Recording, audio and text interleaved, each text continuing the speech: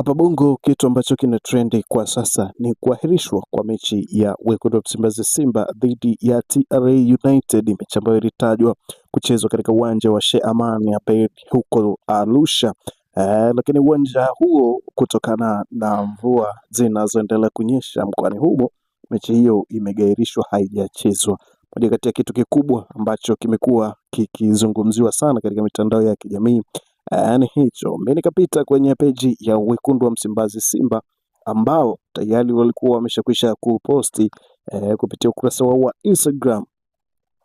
Bodi ya ligi kuu imeahirisha mchezo wa ligi kuu ambao ulipangwa kufanyika katika majira ya saa 10 jioni dhidi ya TRA United kwa kutumia kanuni ya 34 kifungu cha kwanza mabano 1(4)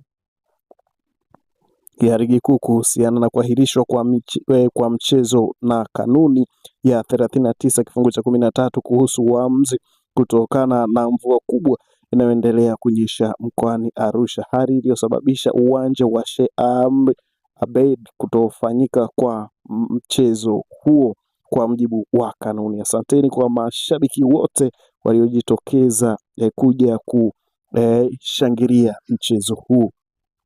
Hii ilikuwa ni moja kati ya taarifa ambayo ilitolewa kupitia ukurasa wa Instagram wa wekundu wa Msimbazi Simba. Lakini moja kati ya kitu kikubwa ambacho kimebaki kikizungumziwa sana ama kimebaki kikiacha maswali mengi ya kujiuliza kutokana na hii situation ambayo ilitokea hapa mara baada ya kutangazwa kuahirishwa kwa mchezo huo. Hakukuwepo kwa taarifa kwa mashabiki ambao walikuwa tayari wameshakwisha kuingia uwanjani kuhusiana na viingilio vyao ama kupewa taarifa yoyote kwamba mechi itachezwa lini na itakuwa vipi katika viingilio.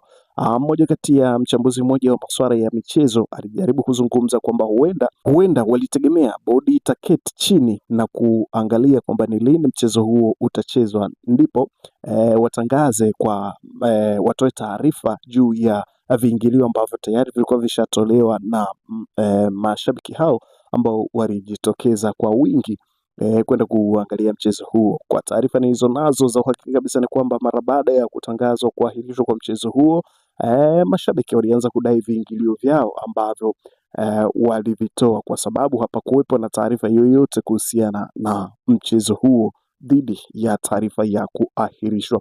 Tunajaribu kufuatilia kwa kina ili tujue ni nini ambacho kinaendelea hapo. Mwanafamilia wa HNT Media tutakuja kukuletea hapa ili uweze kujua ni nini ambacho kinaendelea katika mchezo huo.